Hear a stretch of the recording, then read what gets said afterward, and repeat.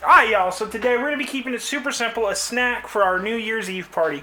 We're doing pull-apart pigs in a blanket.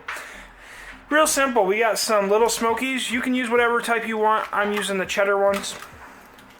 We got some crescent, the crescent sheets, not the rolls. Some butter, some garlic, and some Italian seasoning. But before we get to baking, we're on the road to 1,000 subscribers, so if you want to learn a new recipe every week, go ahead, hit that subscribe button, let's get to baking. So we're going to start with a bowl. We have melted a cup of butter in it. We're going to take about 3 tablespoons of Italian seasoning. We're going to take about 2 tablespoons of our garlic powder. Then we're going to go ahead and get this well mixed together. We're going to go ahead and move that to the side. Then if you want for simplicity, you can go ahead and put down a little bit of flour just to keep the crescent dough from sticking. Then we're going to start by brushing our dough with some of our butter.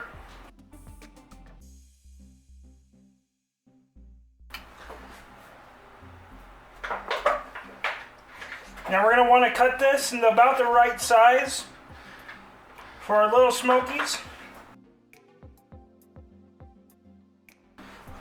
Then we're going to take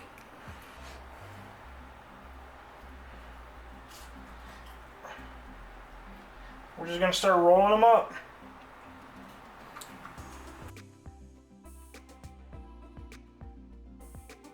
Now I have a springform pan that I've gone ahead and greased up. They will expand a little bit, so you can leave some space between them.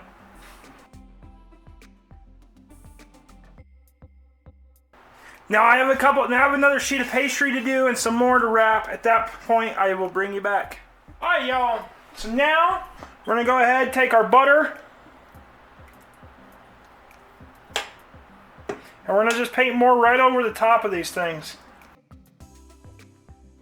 However much you want.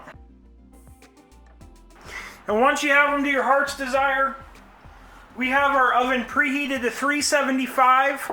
We're going to put these in there for 15 or so minutes until that dough is completely golden brown. At that point, I'll bring you back. Alright, y'all. So, I know I said it'd take about 15 minutes, but that's when I started monitoring it. It took about that 25 to 30 minutes.